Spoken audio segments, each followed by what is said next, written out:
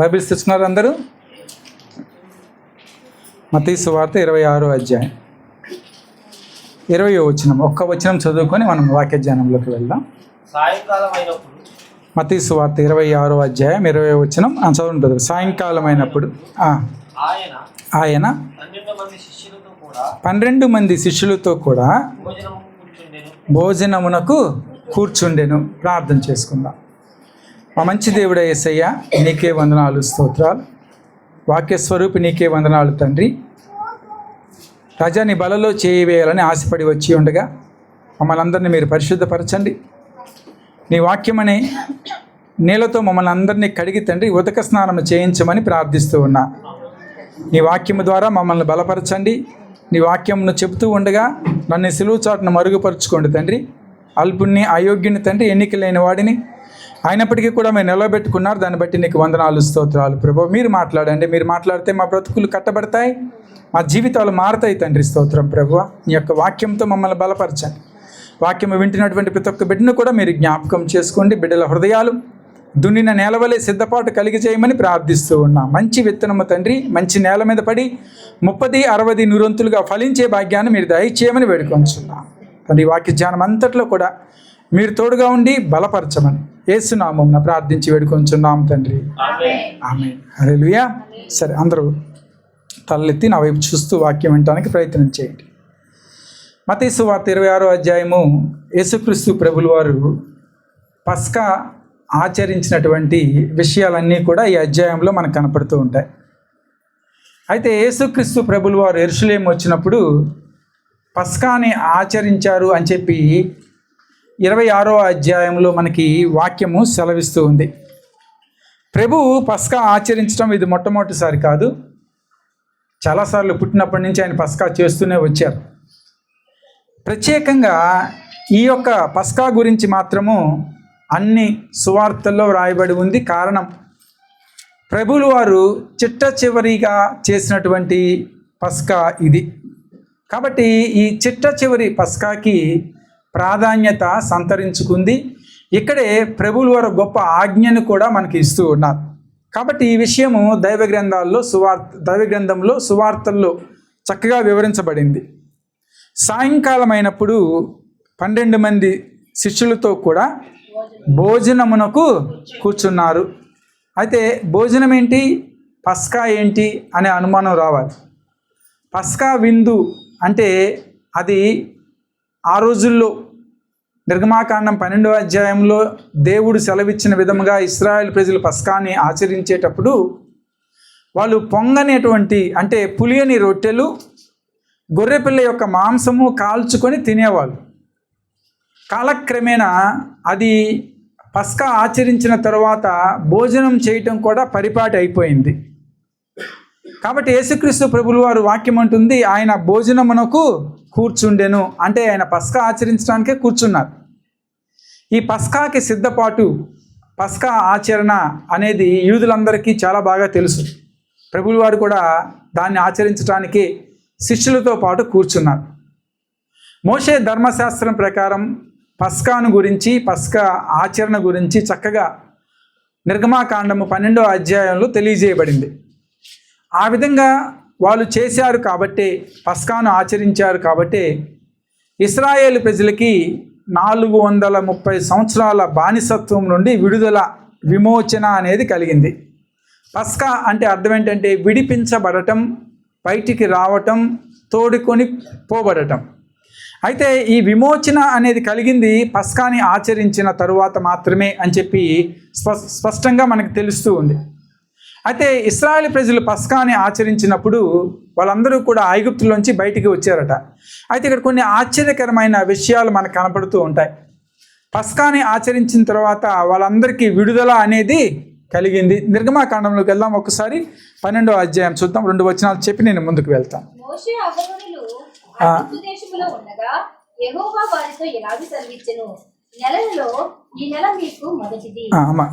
క్షమించండి సిస్టర్, ఒక్క నిమిషం. అంటే 12వ అధ్యాయంలో మొదటి నుంచి మనకి ఏం కనపడుతుంది అంటే పస్కా గురించి కనపడుతుంది. అయితే ఈ పస్కాని ఆచరించిన తర్వాత ఏం జరిగింది అనేది 2వ అధ్యాయంలోనే, క్షమించండి 12వ అధ్యాయంలోనే 36వ వచనం చూద్దాం. 36, 37 వచనాలు. ప్రజల ఎడల యెహోవా ప్రజల ఎడల ఐగుప్తులకు యెహోవా ప్రజల ఎడల ఐగుప్తీయులకు కటాక్షము కలుగజేసిన కనుక వారు వారికి కావలసిన వాటిని ఇచ్చిరి. అట్టువారు ఐగుప్తీయులను దోచుకుండ్రి. 37వ వచనం. అప్పుడు ఇశ్రాయేలీయులు రామాసేసు నుండి సుక్కోతుకు ప్రయాణమైపోయారు. ఈ మాట మనం జ్ఞాపకం పెట్టుకోవాలి. ఎప్పుడట? అప్పుడు అంటే ఏదో జరిగింది దానికి ముందు కదా.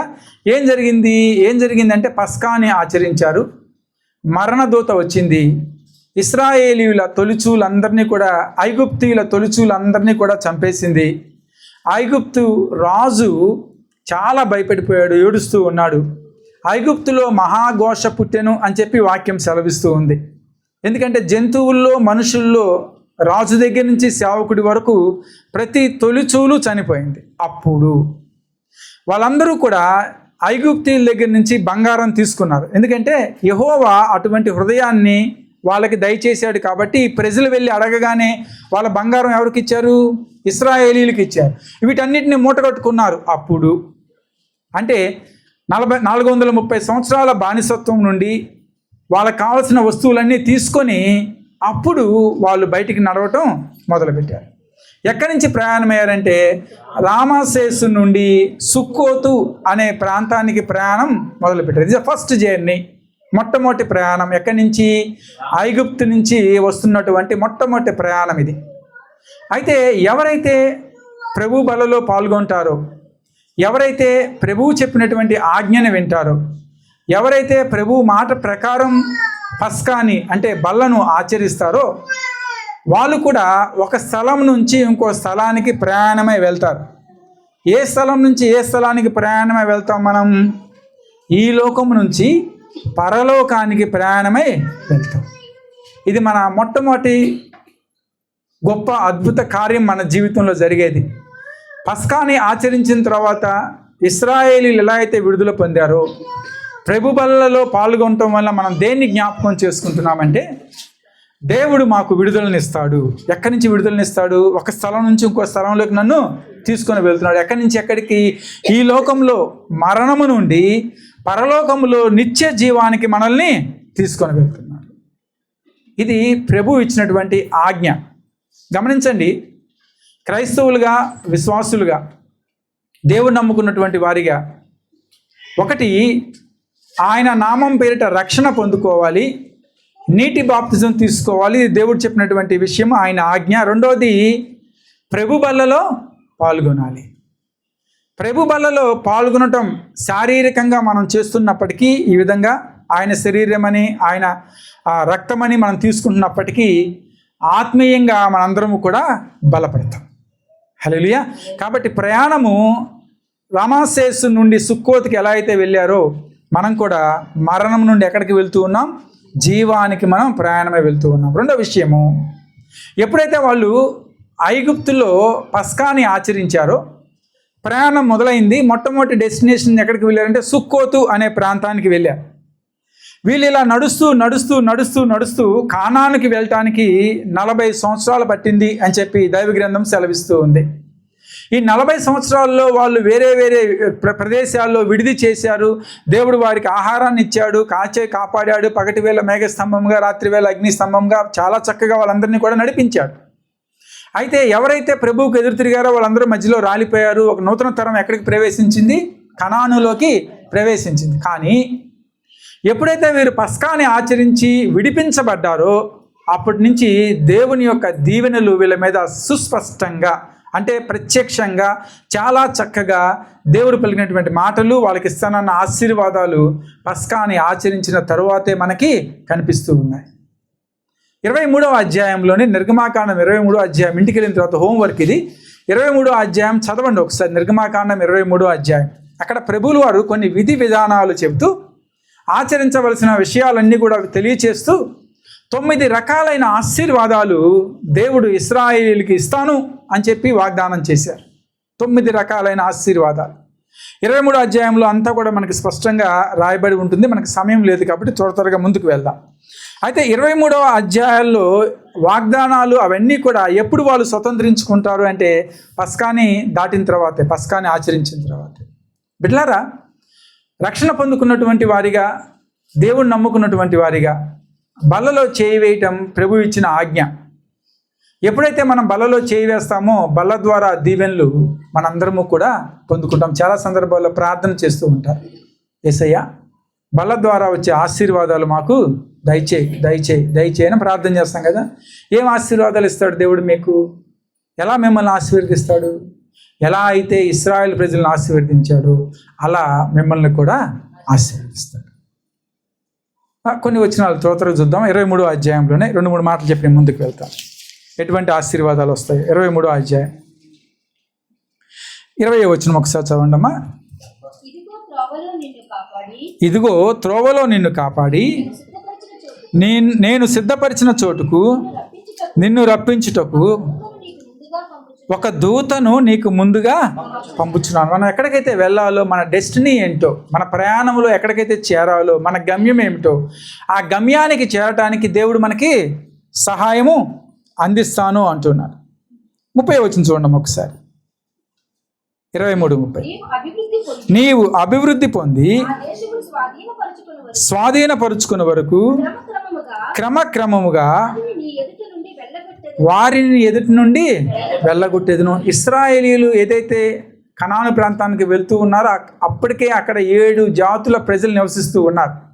వారందరినీ కూడా ఒక్కొక్కరిగా నీ ముందు నుంచి వారిని తొలగిస్తాను. ఇలా దేవుడు ఎన్నో ఆశీర్వాదాలు ఇశ్రాయేలీయులకి చెప్పి వాళ్ళని కనాను దేశానికి నడిపించారు. ఈరోజు బలలో పాల్గొంటున్నటువంటి మనకు కూడా దేవుడు ఆశీర్వాదాలు ఇస్తాను అని చెప్పి ఆయన వాగ్దానం చేస్తూ ఉన్నారు. ఆత్మీయంగా మిమ్మల్ని దీవిస్తాను, ఆత్మీయంగా మిమ్మల్ని బలపరుస్తాను అని చెప్పి దేవుడు అంటూ ఉన్నారు. ఎలా బలపరుస్తాడో మనల్ని దేవుడు, ఆత్మీయంగా ఎలా మనల్ని బలంగా నిలబెడతాడో కొన్ని విషయాలు ఈ మధ్యాహ్నకాల సమయంలో నేర్చుకోవడానికి మనందరం కూడా ప్రయత్నం చేద్దాం. సహజంగా దీవెనలు ఆశీర్వాదాలు అనే మాట రాగానే ప్రభువును నమ్ముకున్నటువంటి వారిలో ఎక్కువ శాతం మంది వారి జీవితాల్లో ఏదో అద్భుత కార్యం జరిగినప్పుడు మాత్రమే ప్రభువును నమ్ముకున్నటువంటి వారు ఉంటారు. జీవితాల్లో ఏదో ఇరుకులు ఇబ్బందులు కలిగినప్పుడు దేవుడు చేసిన కార్యాన్ని బట్టి ప్రభువును నమ్ముకున్నటువంటి వారు ఉంటారు. కొంతమంది కార్యం జరిగిన తర్వాత దేవుణ్ణి అనుసరిస్తూ ఆయన మీద బలమైన విశ్వాసం కలిగి ఉంటారు. రక్షణ లేనటువంటి వారు, దేవుణ్ణి ఎరగనటువంటి వారు దేవుని దగ్గరికి వస్తే ఆయన ఏదో గొప్ప కార్యాలు చేస్తాడు అనే ఉద్దేశంతో కూడా కొంతమంది వస్తూ ఉంటారు. అయితే దేవుడు ఎటువంటి అనుమానము లేదు, మన యొక్క హృదయ వాంఛలను ఆయన తీరుస్తాడు, మనకు శక్తిని బలమును ఆయన అనుగ్రహిస్తాడు. ముందుగా దేవుడు మనల్ని ఆత్మీయంగా బలంగా ఉండమని మనల్ని కోరుకుంటూ ఉన్నాడు. దేంట్లో బలంగా ఉండాలట? ఆత్మీయంగా బలంగా ఉండాలి. ఎప్పుడైతే ఆత్మీయంగా మనం బలముగా ఉంటామో శారీరకమైనటువంటి ఆశీర్వాదాలు, శారీరకమైనటువంటి బంధాలు అన్నీ కూడా చాలా గట్టిగా ఉంటాయి. అందుకనే ఇందాక ఒక మాట చదువుకున్నాం. ఏంటి ఆ మాట అంటే, కీర్తనలు ధ్యానించేటప్పుడు ఆయన ఆత్మ కనుక ఆయన్ను ఆరాధించేవారు ఆత్మతోనూ సత్యముతోనూ ఆరాధించాలి. ఎందుకు ఆత్మ వచ్చింది మధ్యలో అంటే, ఈ ఆత్మతో కనుక నువ్వు ఆరాధించకపోతే, ఆత్మతో కనుక నువ్వు ఆత్మలో కనుక నువ్వు బలపడకపోతే నువ్వు ఎటువంటి ఆశీర్వాదాలు పొందుకోలేవు. అంతకుముందు వచ్చిన వాళ్ళలో వారి ఆలోచనలు వేరు, వారి యొక్క తలంపులు వేరు. అవన్నీ మీరు పొందుకోవాలంటే ప్రభు అంటున్నారు, ముందుగా మీ రూట్స్, మీరు ఏదైతే ఆత్మీయత అనేది ఉందో అది బలంగా ఉండాలి అని చెప్పి దేవుడు కోరుకుంటూ ఉన్నారు. ఒక చెట్టును చూసినప్పుడు మనం ఆ చెట్టు కాచేటటువంటి ఫలాలు, దాని యొక్క ఆకులు, అది ఎదిగినటువంటి విధానం మనకి పైకి కనపడుతుంది, మన చుట్టానికి కనపడుతుంది. అది ఆ విధంగా ఫలించటానికి, ఆ విధంగా అభివృద్ధి చెందటానికి కారణం వేరే, అది కాదు. ఎక్కడుంది దానికి కారణం అంటే, మనకు కనపడినటువంటి స్థలంలో ఉంది. ఎక్కడంటే నేలలో ఉంది. అంటే వేరు ఎంత బలంగా ఉంటుందో, వేరు ఎంత ఆరోగ్యంగా ఉంటుందో ఆ చెట్టు అంత బలంగా, అంత చక్కటి ఫలాలు ఫలిస్తుంది. విశ్వాసీ జీవితంలో కూడా కనపడేది నీ ఆత్మీయ స్థితి, కనపడేది భౌతిక స్థితి. నువ్వు పైకి ఎంత అభివృద్ధి చెందుతున్నావో దేన్ని తెలియజేస్తుంది అంటే ఆత్మీయంగా నువ్వు ఎంత బలంగా ఉన్నావో దాన్ని సూచిస్తూ ఉంటుంది. నీ ఆత్మ బలముగా ఉన్నప్పుడు, నీ ఆత్మకి స్వస్థత కలిగినప్పుడు, నువ్వు ఆత్మతో దేవుణ్ణి ఆరాధిస్తున్నప్పుడు పై విషయాల గురించి నువ్వు చింతించవద్దని ప్రభువుల వారు చాలా స్పష్టంగా చెప్పారు. కాబట్టి మనకి మన శారీరక అభివృద్ధి, శారీరక ఆశీర్వాదాలు మన యొక్క ఆత్మీయ బలం మీద ఆధారపడి ఉంటాయి. కాబట్టి ఆత్మలో బలంగా ఉన్నవాడు శారీరకంగా ఎట్లా ఉంటాడు? అభివృద్ధి చెందుతాడు. కాబట్టి వ్యవసాయం చేసేటటువంటి వారు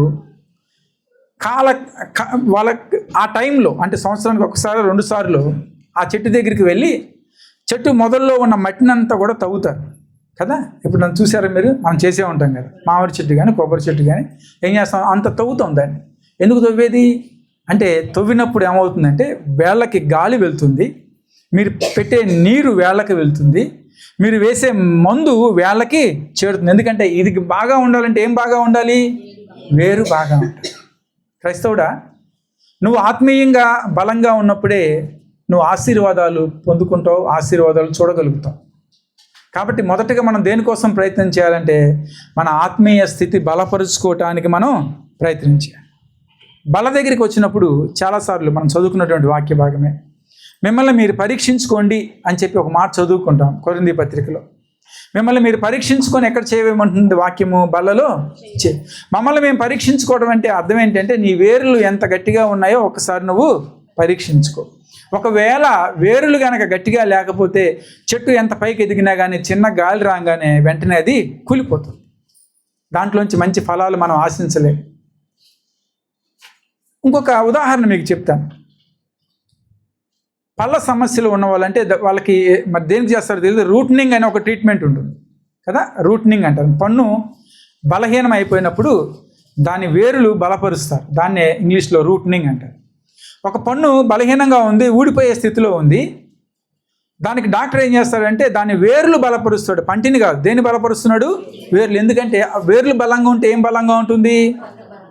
రెండోది, ఈ రూట్నింగ్ చేసినటువంటి డాక్టరు ఒక్కసారి అయిపోయిన తర్వాత ఇంక వెళ్ళిపో, నువ్వు ఇంక నా దగ్గర నన్ను చూడాల్సిన పని లేదని అండవు. ఏమంటాడంటే నువ్వు ప్రతి 6 నెలలకు ఒకసారి నా దగ్గరికి నువ్వు దేనికి వెళ్ళాలి? ఆయన దగ్గరికి.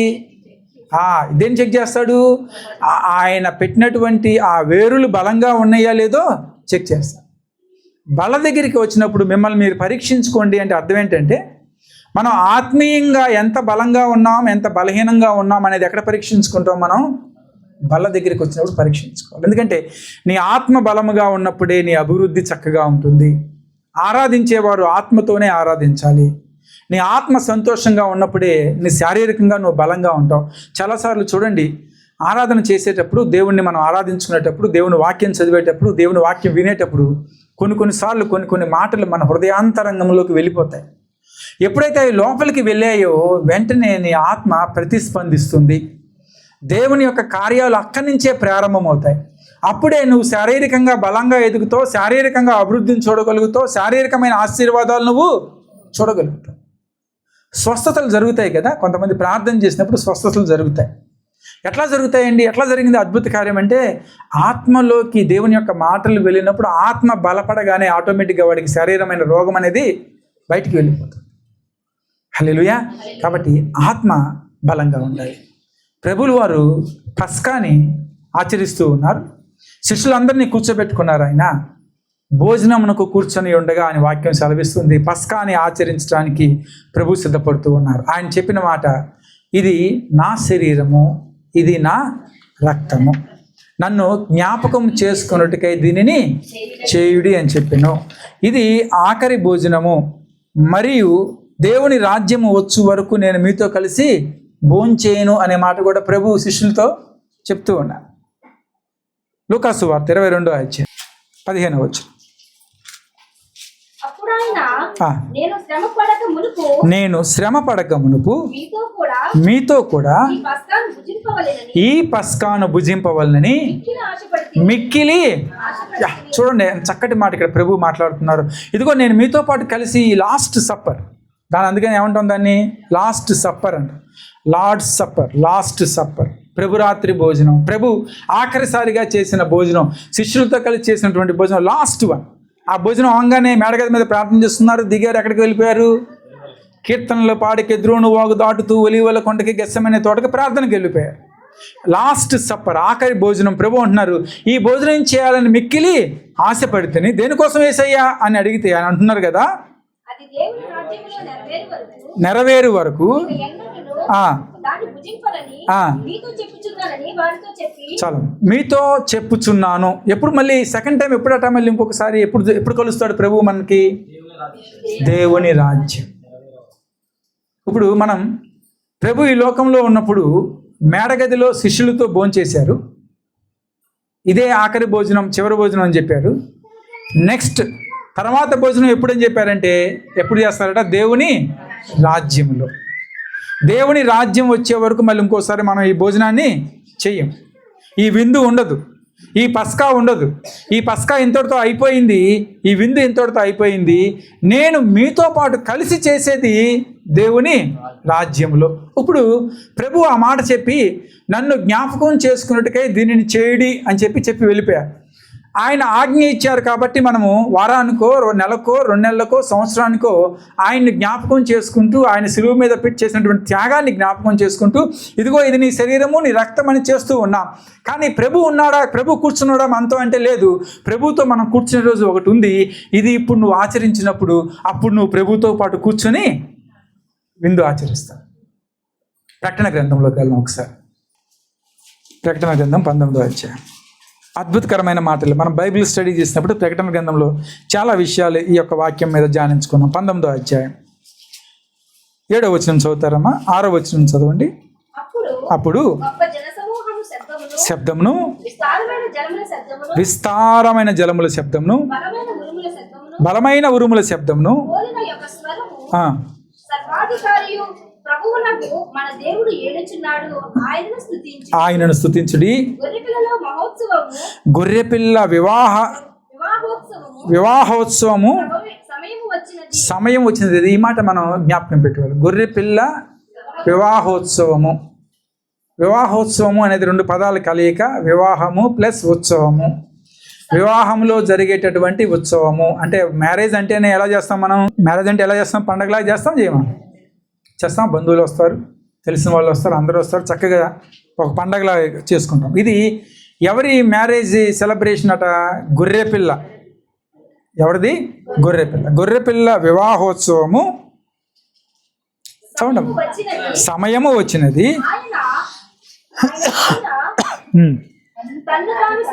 ఎవరు ఆయన? ఎవరు ఆయన భార్య? ఎవరు ఆయన? ఎవరు? దేవుడు. ఆయన భార్య ఎవరు? సంఘము. ఏ సంఘం? ఆ సంఘం పేరేంటి? జీవంగల దేవుని సంఘమా? సిఎస్ఏ సంఘమా? కాదు. లోదరన్నా? కాదు. సంఘానికి పేరు లేదు. అదేంటంటే సార్వత్రిక సంఘం. ఏ సంఘం అంటే అది? దేవుడిని నమ్ముకున్నటువంటి బిడ్డలందరూ కూడా, మీరు ఏ డినామినేషన్ అయినా, ఏ దేశంలో ఉన్నా, ఏ రాజ్యంలో ఉన్నా, మీరు అందరూ కూడా దేంట్లో కలిసిపోతారు? సార్వత్రిక సంఘంలో కలిసిపోతారు. అక్కడ చాలాసార్లు మనం అనుకుంటాం కదా, వాళ్ళంటే మాకు పడదండి, మేము ఆ సంఘానికి వెళ్ళాం అంటారు. ఇప్పుడు ఎందుకు వెళ్ళట్లేదంటే వాళ్ళు పడదండి. ఇప్పుడు నువ్వు ఎక్కడున్నా సరే, ఎలా ఉన్నా సరే, ఎక్కడ కలవాల్సిందే? నువ్వు సార్వత్రిక సంఘంలో కలవాల్సింది. ఇప్పుడు సార్వత్రిక సంఘం ఏమైంది? భార్య అయింది. సార్వత్రిక సంఘం ఎవరు? భార్య. ఆయన ఎవరు? పెళ్లి కుమారుడు, భర్త, దేవుడు. ఆయన భార్య తనను తాను సిద్ధపరచుకుని ఉన్నది కనుక మనము సంతోషపడి ఆయనను మహిమపరచుదుమని చెప్పగా వింటింది. ఇది యోహాను గారు ఈ యొక్క మాటలు విన్నారట. గొర్రెపిల్ల మహోత్సవం దగ్గర పడింది కాబట్టి వధువు వరుడు ఇద్దరు కూడా సిద్ధపడాలి, వాళ్ళు కలుసుకోబోతున్నారు అనే విషయాన్ని వాళ్ళు విన్నారు. కింద ఇక్కడ పెట్టింది వాళ్ళు ఎందో వచ్చినాం, చదవండి. ధరించుకొనుటకు నిర్మలమైన సన్నపు నారబట్టలు ఇయ్యబడెను. పరిశుద్ధుల నీతి క్రియలు ఎక్కువ వివరించట్లేదు, చాలా చక్కటి వాక్యాలు. 9వ వచనమమ్మా. ఈ విషయం జాగ్రత్తగా ఉన్నా. మరియు అతడు నాతో ఇలాగూ చెప్పెను, గొర్రెపిల్ల పెండ్లి విందుకు పిలువబడిన వారు ధన్యులు అని వ్రాయము. ఇక్కడ ఒక మాట జాగ్రత్తగా విందాం. ఏంటి గొర్రెపిల్ల పెండ్లి?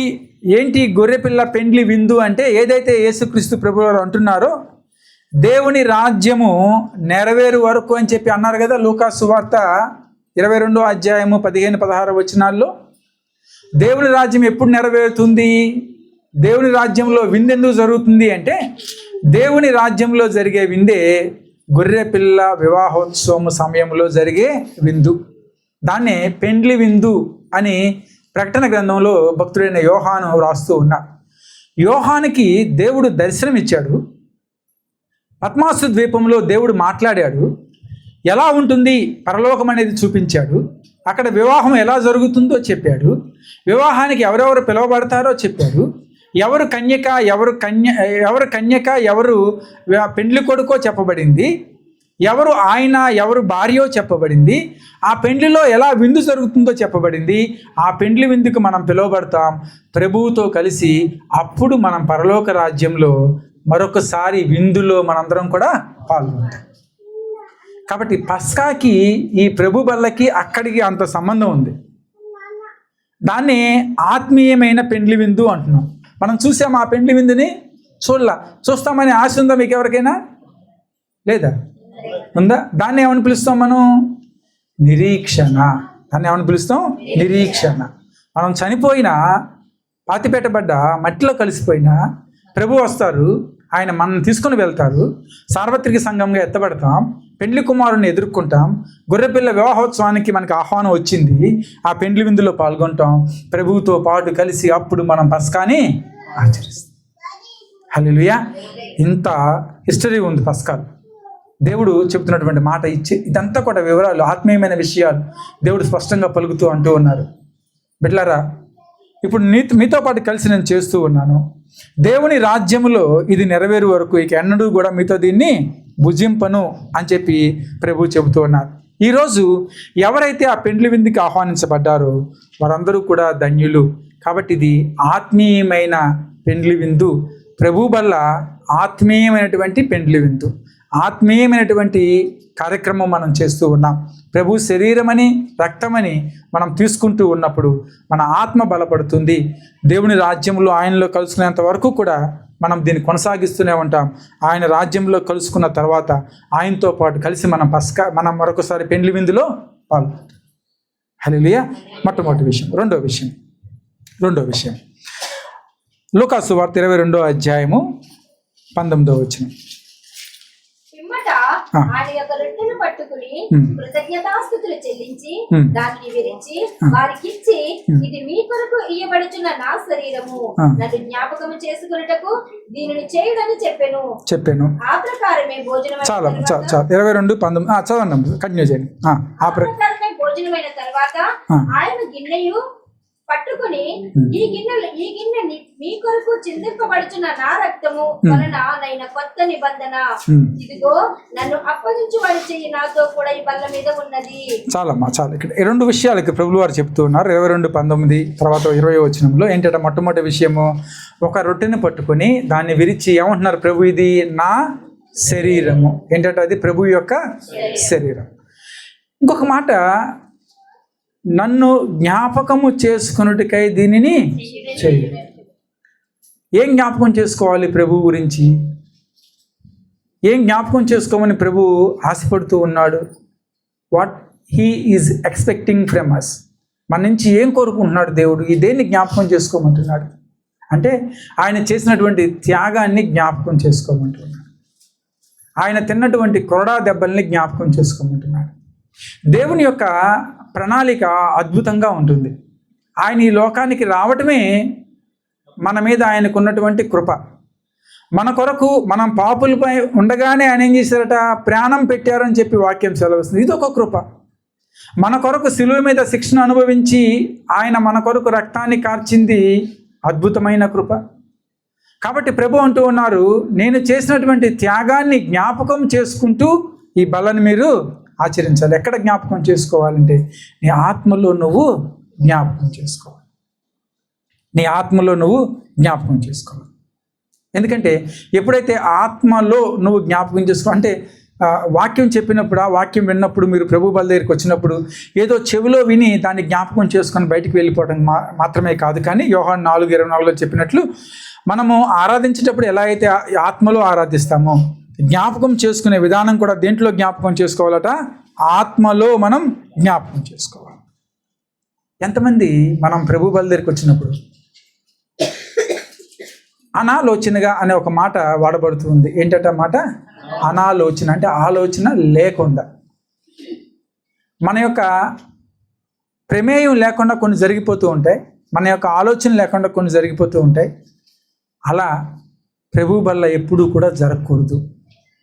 అందుకనే ప్రభు బల్లకి పలానా వారంలో మనకి ప్రభు బల్ల ఉందని ఎందుకు క్రమంలో పెడతారంటే, ఆ ప్రభు బల్ల కోసం మనం ఆలోచిస్తూ రావాలట ప్రభు బల్ల దగ్గరికి. ప్రభు బల్ల కోసము సిద్ధపడండి అని చెప్పి కొంతమంది చెప్తూ ఉంటారు కదా, విన్నారు ఎప్పుడైనా? ప్రభు బల్ల కోసం సిద్ధపడండి అంటారు. ప్రభు బల్ల కోసం మనం వారంలో ఒక్కరోజు సిద్ధపడటం కాదు, కానీ ప్రభు బల్ల కోసం నువ్వు నేను ప్రతి గడియ సిద్ధపడే ఉండాలి. ఎందుకంటే ప్రభు బల్ల సిద్ధపాటు ఎంత ప్రాముఖ్యమో, ఆయన రాకడ సిద్ధపాటు దానికన్నా ఎక్కువ ప్రాముఖ్యం. ప్రభు బల్ల కోసం సిద్ధపడండి అని చెప్పినప్పుడు, ఓకే ఈ వారమైనా నేను సిద్ధపడేది, రోజు నా పరిస్థితి ఏంటి? ఎప్పుడు ప్రభు బల్ల ఆచరించాలన్నా మనం సిద్ధంగా ఉండాలి. మీకు తెలుసా, ఆదిమ సంఘాల్లో ఏం చేసేవాళ్ళట? ప్రతిరోజు వాక్యం ఉంటుంది, అపోస్తుల కార్యాలు 2-3 అధ్యాయాలు మీరు చదివితే, ప్రతిరోజు వారు రొట్టె విరుచుచు అని చెప్పి వాక్యం సెలవిస్తుంది. ఇంటింటా వారు రొట్టె విరుచుచు అని చెప్పి వాక్యం సెలవిస్తుంది. అంటే ఇప్పుడు ఈ ప్రభురాత్రి భోజనం వారానికి ఒకసారి కాదు, నెలకి 2 సార్లు, సంవత్సరానికి ఒకసారి కాదు, ఎప్పుడట? ప్రతిరోజు అట. అంటే ప్రతిరోజు నువ్వు సిద్ధపడి ఉండాలి. నీ ఆత్మ సిద్ధంగా ఉండాలి. ఎప్పుడైతే మనము ఆ విధంగా సిద్ధంగా ఉంటామో అప్పుడే మనం ప్రభు నిజంగా జ్ఞాపకం చేసుకున్న వారిలాగా ఉంటాం. లేదంటే యేసుక్రీస్తు అంటే ఎవరో మనకి జ్ఞాపకం వచ్చేది ప్రభు వల్ల అప్పుడే, ఆయన చేసిన త్యాగం జ్ఞాపకం వచ్చేది ప్రభు వల్ల అప్పుడే. కానీ ప్రతి విశ్వాసి కూడా ఆయన చేసిన త్యాగము ప్రతి క్షణము మనం జ్ఞాపకం పెట్టుకోవాలి. పౌలు హెబ్రీలకు రాసినటువంటి పత్రికలో ఒక చక్కని వివరణ ఇచ్చారు. హెబ్రీ పత్రిక 10వ అధ్యాయము, హెబ్రీ పత్రిక 10వ అధ్యాయంలో 14 వచ్చిన ఒక మాట చదవండమ్మా, మిగతా నేను వివరిస్తాను. 10-14. ఒక అర్పణ చేత ఈయన సదాకాలమునకు సంపూర్ణులుగా చేసి ఉన్నారు. ప్రభు అట ఒక్క అర్పణ చేతే అందరినీ కూడా సంపూర్ణ సమర్పణ చేసి ఉన్నాడట, సంపూర్ణులుగా చేసి ఉన్నాడట, సంపూర్ణంగా ఆయన్ను అప్పగించుకొని మనకి విమోచన దయచేసేటట. హెబ్రీ పత్రికలో అద్భుతకరంగా పౌలు ఈ విషయాలు వివరిస్తూ ఉన్నాడు. క్లుప్తంగా వివరించడానికి ప్రయత్నం చేస్తాను. అలనాడు ధర్మశాస్త్రం ప్రకారము యాజకులు వారి క్రమము చొప్పున ప్రజల యొక్క పాపముల నిమిత్తము ఎక్కడ బలి ఇచ్చేవారంటే దేవాలయంలో బలి ఇచ్చేవారు. దేవాలయంలో ఒక్కసారి బలి కాదు, కానీ ప్రతి సంవత్సరము పాప పరిహారార్థ బలి జరగాల్సిందే. అంటే ఈ సంవత్సరం బలి ఇచ్చాం కదా, వచ్చే సంవత్సరం ఇవ్వాల్సిన అవసరం లేదంటే లేదు, ఇవ్వాలి. అది క్రమంలో జరుగుతూ ఉంది. కాబట్టి వాళ్ళకి వంతులు వేసేవాళ్ళు, యాజకుల వంతు, వాళ్ళ యొక్క క్రమం చొప్పున వాళ్ళు వచ్చి బలులు అర్పించి వెళ్ళిపోతూ ఉండేవాళ్ళు. జకర్యా కూడా అట్లా చేశాడు లోకాసు వార్తలో. అయితే మనకి ఆ క్రమాన్ని ప్రభువులు వారు కొట్టివేశారు అని చెప్పి ఈ యొక్క హెబ్రీ పత్రిక 10వ అధ్యాయంలో వాక్యం సెలవిస్తుంది. ఎందుకు కొట్టివేశాడంటే, మీరు సంవత్సరం బలి అర్పిస్తున్నారు కదా, ఇంకా అర్పించాల్సిన అవసరం లేదు. మీరు వెళ్ళి రక్త ప్రోక్షణ చేస్తున్నారు కదా, సంవత్సరం ఇంకా చేయాల్సిన పని లేదు. యాజకులారా, మీరు ప్రతి సంవత్సరం చేస్తున్న పని మీరు చేశారు, మీ పిల్లలు చేశారు, వాళ్ళ తరం చేస్తూ ఉన్నారు, అట్లా చేయాల్సిన అవసరం లేదు. ఈయన ఒక్కసారే బలి అర్పించాడు అని చెప్పి గ్రంథకర్త అంటూ ఉన్నాడు. ఆయన అర్పించిన ఒక్క అర్పణ చేత ఆయన పరిశుద్ధపరచబడు వారిని సదాకాలమును ఎలా చేశాడట? సంపూర్ణులుగా చేశాడు. కాబట్టి ఎంతమంది అయితే ప్రభువుని నమ్ముకుంటారో, ఎంతమంది అయితే ప్రభువుని విశ్వసించారో, మీరు ఇంకా పాప పరిహారార్థ బలి ఇవ్వాల్సిన అవసరం లేదు. మీరు దేవాలయానికి బలులు తీసుకొని రావాల్సిన అవసరము లేదు. మీరు చేసిన పాపములకు, మీ యొక్క అతిక్రమములకు ఎవరు శిక్ష అనుభవించారు ఇప్పుడు అంటే ప్రభు ఆల్రెడీ శిక్ష అనుభవించారు. కాబట్టి ఆయన ఒక్క బలి మనందరినీ కూడా పాప విముక్తుల్ని చేసింది. ఈ విషయాన్ని ఎక్కడ జ్ఞాపకం చేసుకోవాలి? మనం బల దగ్గర జ్ఞాపకం చేసుకోవాలి. ఆయన పడిన శ్రమ, ఆయన చేసిన త్యాగము, ఆయన చూపిన ప్రేమను మనం బల దగ్గర మన ఆత్మలో జ్ఞాపకం చేసుకోవాలి. హల్లెలూయా. ఎంతమంది ఈ మాటలు విని మీ హృదయాల్లోకి తీసుకున్నారో, ఎంతమంది ఈ మాటలు విని మీ యొక్క ఆత్మ దాన్ని అంగీకరిస్తుందో వారందరూ కూడా ధన్యులు. హల్లెలూయా. మూడో విషయం చెప్పి నేను ముగిస్తాను, సమయం అయిపోతుంది. మూడో విషయం లూకాసు వార్త 22వ అధ్యాయము 21 నుంచి 23 వచనం. ఇదిగో నన్ను అప్పగించు వాని చెయ్యి నాతో కూడా ఈ బల్ల మీద ఉన్నది. నిర్ణయింపబడిన ప్రకారము మనుష్య కుమారుడు పోవచ్చున్నాడు. ఆయన ఎవరి చేత అప్పగింపబడుచున్నాడో ఆ మనుషునికి శ్రమ అని చెప్పాడు. చాలా ఇక్కడ మనకి బాగా తెలిసినటువంటి సంఘటన ఇది. ఎవరు అప్పగించారు ప్రభువుని? ఇస్కరియోతు యూదా. ప్రభు విందులో కూర్చున్నప్పుడు 12 మంది శిష్యులు ఉన్నారు, కానీ మధ్యలో ఒకడు లేచి వెళ్ళిపోయాడు. ఎవరతను? ఇస్కరియోతు యూదా. అయితే మిగిలింది ఎంతమంది ఉన్నారు ప్రభువుతో? ఇప్పుడు 11 మంది మాత్రమే ప్రభువుతో ఉన్నారు. ప్రభు ఈ మాటని శిష్యులతో అంటూ ఉన్నారు కదా, నన్ను అప్పగించు వాని యొక్క చెయ్యి నాతో కూడా ఈ బలలో ఉన్నదయ్యా. నిర్ణయింపబడిన ప్రకారము అంటే దెర్ ఈజ్ ఎ ప్లాన్. ఎవరేసారు ఈ ప్రణాళిక? దేవుడు ప్రణాళిక, తండ్రి అయిన దేవుడు ప్రణాళిక వేశాడు. ఆ ప్రణాళిక ప్రకారము ఎవరు పోతున్నారు ఇప్పుడు? మనుష్య కుమారుడు. ఎవరి మనుష్య కుమారుడు? యేసుక్రీస్తు ప్రభువు. తండ్రి అయిన దేవుడు ప్రణాళిక, మనుష్య కుమారుడు పోవుచున్నాడు. ఆయన ఎవరి చేత అప్పగించబడుచున్నాడో ఆ మనుషునికి ఏంటట? శ్రమ అని చెప్పి వాక్యం సెలవిస్తూ ఉంది. అంటే ప్రభువుతో పాటు కలిసి పస్కాకి వచ్చాడు, కానీ ప్రభువుతో పాటు కలిసి పస్కాలో కూర్చున్నాడు, కానీ ప్రభువుతో పాటు కలిసి పస్కా విందు ఆచరించాలని ఆలోచన ఉంది, కానీ వారి యొక్క హృదయంలో, వారి యొక్క ఆత్మలో ప్రభు యొక్క పస్కా మీద వాడికి ఆలోచన లేదు. ప్రభు బల్ల మీద వాడికి దృష్టి లేదు. కాబట్టి ఆత్మ బలహీనముగా ఉన్నది. కాబట్టి ఇస్కరియోతు యూదా ప్రభు రొట్టె ముంచి వాడికి ఇవ్వగానే సాతాను వాడిలో ప్రవేశించెను అని చెప్పి వాక్యం సెలవిస్తుంది. చాలాసార్లు మనం అంటాం, ఏదో సాతాను పట్టిందండి మాకు అని చెప్పి అనేవాళ్ళు ఉన్నారు. చాలా విన్నారు ఎప్పుడైనా మాట? సాతాను పట్టింది మాకు అంటారు. సాతాను నీకు పట్టదు. సాతాను పట్టాలంటే ముందు నువ్వు దానికి పర్మిషన్ ఇవ్వాలి. ఎట్లా వస్తుంది సాతాను మనలోకి అంటే, నీ ఆత్మ బలహీనంగా ఉంటే నువ్వు దాన్ని రమ్మని ఆహ్వానిస్తేనే వస్తుంది, లేదంటే నీలోకి అది రాదు. కాబట్టి సాతాను మీద ఎప్పుడు కూడా విశ్వాసి నేరం మోపకూడదు, తప్పది. అది నిన్ను ప్రోత్సహిస్తుంది, అది నీకు లేనిపోయింది చూపిస్తుంది. నీ అనుమతి అయితేనే అది నీలోకి.